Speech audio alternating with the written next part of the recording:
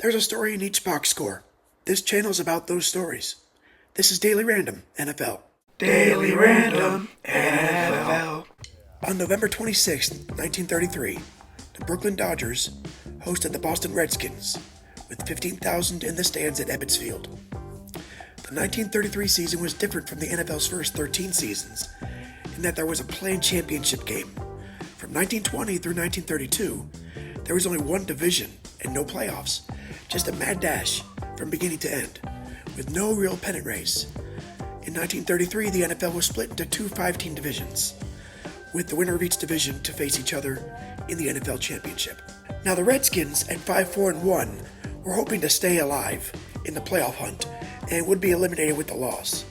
The Dodgers at 4-2-1 could overtake the first place New York Giants if they ran the table, and the Giants lost a few. Spoiler alert, they didn't, and also they didn't.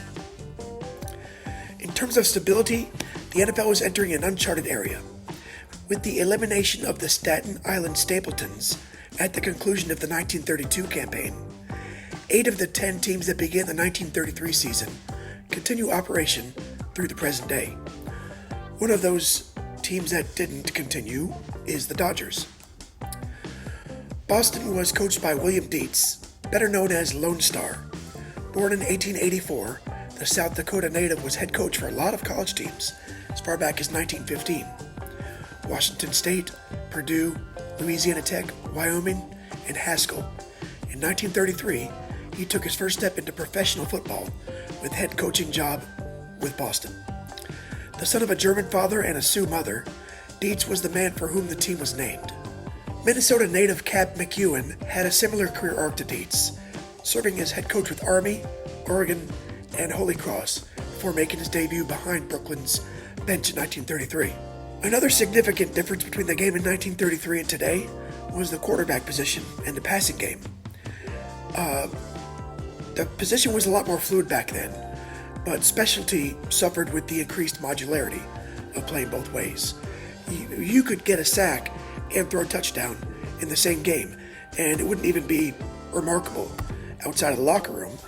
As such, these two teams combined to run for 205 yards on 70 carries between 13 different players. Meanwhile, only 4 players caught a pass, total of 9 receptions for 155 yards. Pass plays were big, but relatively infrequent. According to the Associated Press, printed in the Tulsa World in their Monday, November 27, 1933 edition, quote, "A smoothly working Brooklyn 11, flashing its most varied aerial attack of the season, rolled over the Boston Redskins, 14-0 in a National Professional Football League game, here today before 15,000 spectators. The Dodgers' touchdowns came in the first and the last periods, the second one after an intercepted Boston pass in the last few minutes of play. In the first quarter, Oliver Sanson smashed over 4 yards to count with Benny Friedman kicking the placement. Friedman's bullet-like passes, 2 of them advancing the ball from midfield, put the ball in scoring position. The second touchdown came in the midst of a desperate but ineffectual barrage of Boston passes, when Johnny Thompson intercepted one of Cliff Battle's heaves on the Boston 24-yard line and ran it back 10 yards. On the next play, Chris Cagle faded back and sent a sharp-shooting heave to the co-proprietor of the Dodgers, Shipwreck Kelly, who shook off a tackler and ran over the goal line.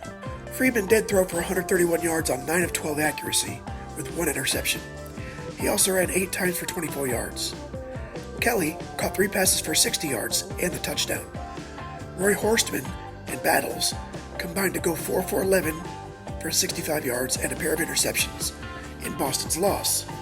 Horstman did gain a game-high 70 yards, rushing on 11 carries. Through the rest of the season, neither team won again, with the second-place 5-4-1 Dodgers closing 3.5 games behind the Giants, and the Redskins at 5-5-2, a game behind Brooklyn.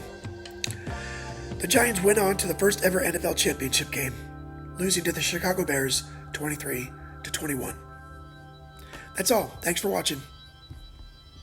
Bye.